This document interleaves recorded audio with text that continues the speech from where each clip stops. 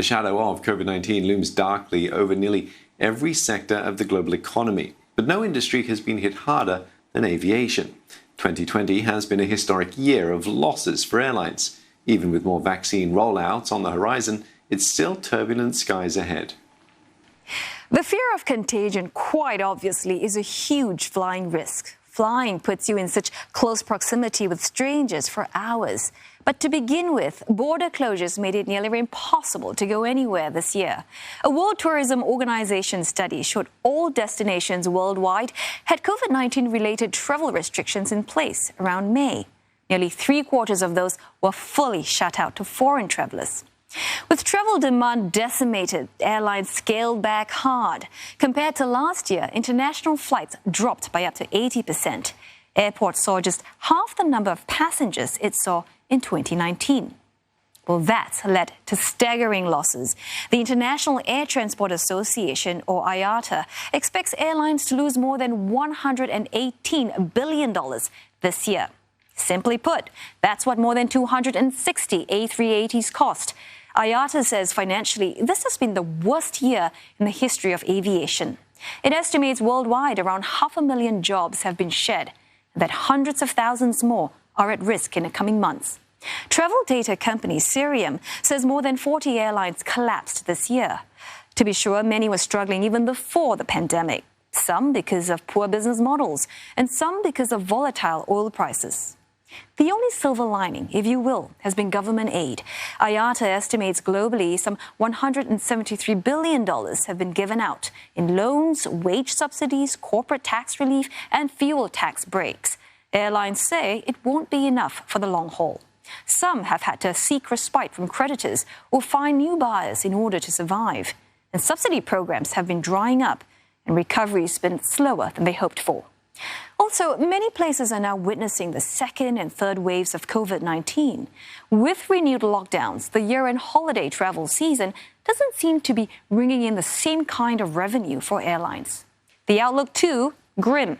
Fitch says that passenger travel could normalize to pre-pandemic levels only in 2024. Instrumental to reviving travel will be testing. IATA has been lobbying for COVID-19 tests at airports to replace quarantine measures.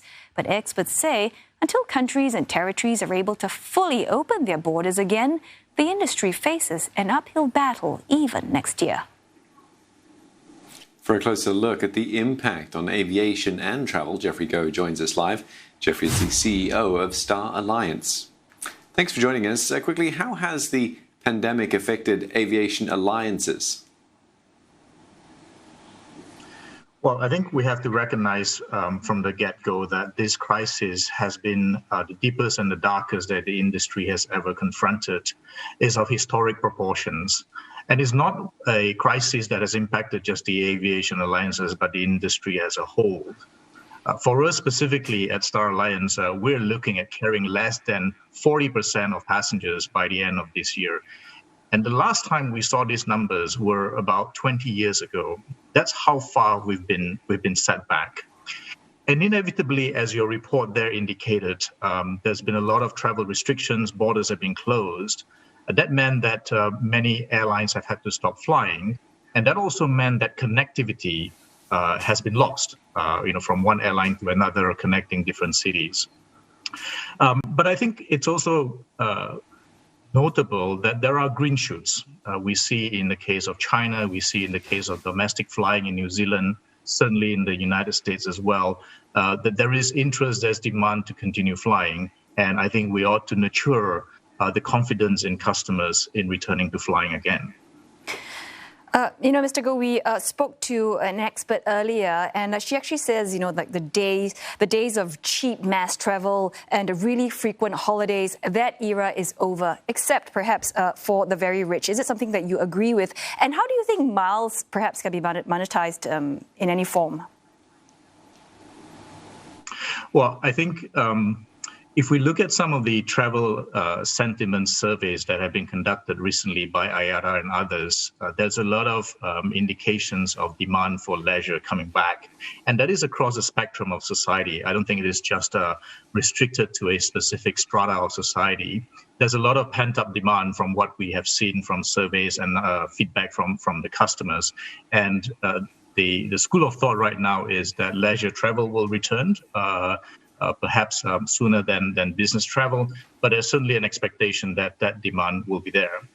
Insofar as the usage of miles are concerned, I mean, airlines have been, during this pandemic, making adjustments to their frequent flyer programs, but I think it's too early to make a judgment as to whether some of these adjustments are permanent in nature. But what I think we can expect is that there will be continuing capability for customers to earn miles as well as to redeem miles in the way that they have been before. There will be some adjustments inevitably for that as airlines adjust their frequent flyer programs. To your specific question of monetizing, I think frequent flyer programs will need to be much more dynamic as we enter the new normal. In as much as some of the airlines have adjusted their own business model relating to frequent flyer programs through monetization, raising equity from their frequent flyer programs. And you've seen the likes of United, our member, as well as some other airlines raising significant liquidity from their frequent flyer programs. Countries are preparing to roll out vaccines as we speak. How is the airline industry or the aviation industry looking to sort of move with that process? Will people be able to fly if they have been already inoculated? That's a great question. I think the developments in the last couple of weeks in relation to vaccine is a very welcome development. However, we should not make a mistake here that vaccine is not going to be an overnight panacea for the revival of the aviation industry. If we just look at some ballpark statistics, it will take roughly 3 to 4 years before the entire population of the globe is vaccinated. 8 billion people, assuming production levels that have been indicated by the likes of Pfizer, AstraZeneca, assuming double dosage. This is not even taking into account revaccinations and the logistics of distributing the vaccine. Which means that if we continue to depend or we count on vaccination as a way to revive the industry, I fear to say that there might not be too much of an industry left when we come out of that. What is important, I think, is a combination of a number of factors.